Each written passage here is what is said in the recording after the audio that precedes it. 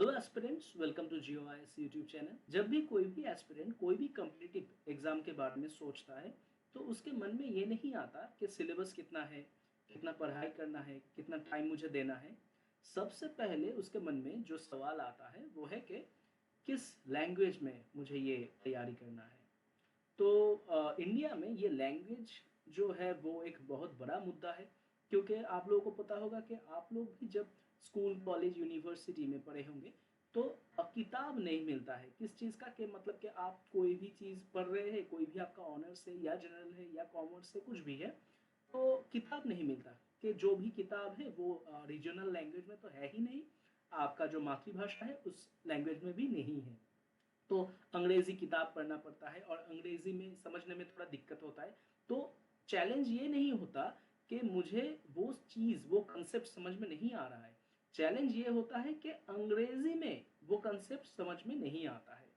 और ये जो चैलेंज है ये सिर्फ स्कूल, कॉलेज, यूनिवर्सिटी लेवल में नहीं, ये यूपीएससी और जितने भी कॉम्पिटिटिव एग्जाम हैं सभी के लिए एक ही चीज़ कॉमन है, वो है कि दिक्कत होता है दूसरे लैंग्वेज में कोई चीज़ समझने में, कोई चीज़ पढ़ने में। ओके, तो यूजीसी ने एक पैनल तैयार किया है इंडियन लैंग्वेज में टेक्स्ट बुक तैयार करने के लिए। ठीक है, मतलब कि अभी स्टूडेंट्स पढ़ेंगे कौन से लैंग्वेज में, रीजनल लैंग्वेज में। तो आप लोगों को पता ही होगा कि रीजनल लैंग्वेज में पढ़ाई ना करने की वजह से किन किन चैलेंजों का सामना करना पड़ता है।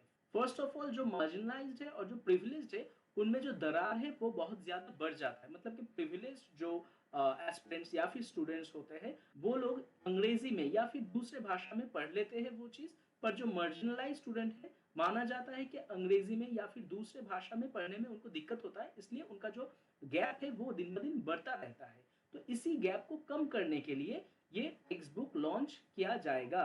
और उसके साथ क्या क्या प्रॉब्लम इससे घट जाएगा वो ये है कि अभी वो सब कॉन्सेप्ट स्टूडेंट्स को ज्यादा से ज्यादा अच्छे से समझ आएगा, वो लोग ज्यादा अच्छे से समझ पाएंगे और वो लोग जो भी चीज पढ़ रहे हैं वो दुनिया में क्या चल रहा है उस हिसाब से ये कंसेप्ट को वो लोग समझ पाएंगे।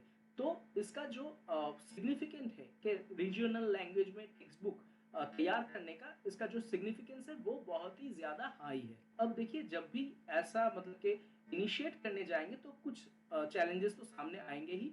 सबसे पहले जो सब चैलेंजेस आएंगे वो है कि फैकल्टी नहीं मिलता। ठीक है, कि रीजनल लैंग्वेज में फर्स्ट ऑफ ऑल तो कंसेप्ट कुछ है ही नहीं, कोई स्टडी मटेरियल है नहीं। तो एक एक मतलब कि मेरे हिसाब से एक टीम बनाया जाएगा जिस टीम को ये जिम्मेदारी सौंपी जाएगी कि आप लोग रीजनल लैंग्वेज में ये सब चीज़ बनाइए। तो वो लोग जब बनाने बैठेंगे तो उनको जानना होगा कि कौन सा वो टर्म यूज करेंगे। ओके, तो वो लोग ने तो एक स्टडी मटेरियल बना दिया, अब उस स्टडी मटेरियल का ठीक से प्रयोग कर सके ऐसा फैकल्टी भी चाहिए, क्योंकि अगर फैकल्टी ठीक से समझा नहीं पाएंगे तो वो जो रीजनल लैंग्वेज वाला टेक्स्ट बुक है वो वैसे का वैसा ही रह जाएगा। तो ये एक ओवरऑल अप्रोच है जिससे एक टीम भी तैयार होगा, फैकल्टी भी चाहिए, कौन सा टर्म किस हिसाब से रीजनल लैंग्वेज में रखा जाएगा वो भी इससे तय हो जाएगा। और इंडिया में जो ये लैंग्वेज डिवाइड है वो थोड़ा सा कम होगा, वो थोड़ा सा घटेगा।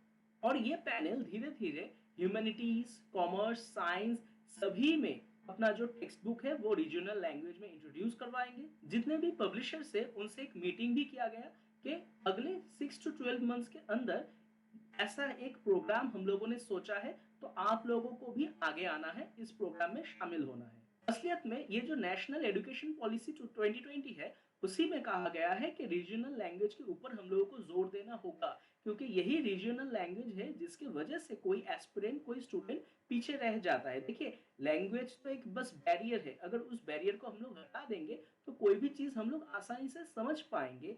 तो यही चीज बैरियर के हिसाब से सामने आ जाता है, तो देखा जाता है बस इसी वजह से बहुत सारे पोटेंशियल स्टूडेंट्स वो पीछे रह जाते हैं या फिर वो लोग आगे आने की कोशिश करते ही नहीं है, क्योंकि उन लोगों को लगता है कि नहीं, मुझे तो ये लैंग्वेज नहीं आता तो मैं पढ़ाई नहीं कर पाऊंगा।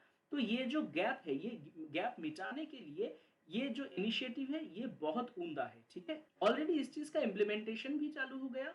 12 रीजनल लैंग्वेज में इंजीनियरिंग का टेक्स्ट बुक सामने आया है और उसके साथ जो लीगल जो बुक्स होता है वो बार काउंसिल की तरफ से वो सामने लाया गया है रीजनल लैंग्वेज में। और उसके साथ एमबीबीएस का, मध्य प्रदेश में एमबीबीएस का जो फर्स्ट ईयर का रीजनल लैंग्वेज में सामने लाया गया है, ठीक है? तो मुझे लगता है या फिर आप लोग भी इससे सहमत होंगे कि लैंग्वेज एक बैरियर है कि कोई भी कांसेप्ट हम लोग समझ लेते हैं, पर कैसे वो समझाए किसी को, बस यही दिक्कत होता है और दूसरे भाषा में लिखा रहता है, इसलिए समझने में दिक्कत होता है। तो ये अगर जो दिक्कत वाला जो चीज़ है, वो अगर हट जाएगा हमारे सामने से, तो हम लोग भी कोई भी चीज़ समझ पाएँगे, तब कोई ये सवाल उठा नहीं पाएगा कि इसका जो कैपेबिलिटी है वो नहीं है या फिर पोटेंशियलिटी नहीं है।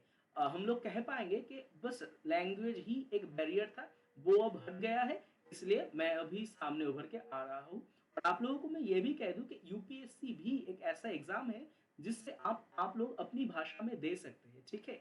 आप लोग आशा करता हूँ कि थोड़ा गूगल कर लेंगे इसी बारे में कि यूपीएससी में कौन-कौन सी भाषा है, कितने सारे भाषाओं में आप एग्ज़ाम दे सकते हैं। ये सब जब आप देख लेंगे तो आप लोग भी थोड़ा एनलाइटेंड हो जाएँगे, ठीक है? आज के लिए इतना ही। Thank you.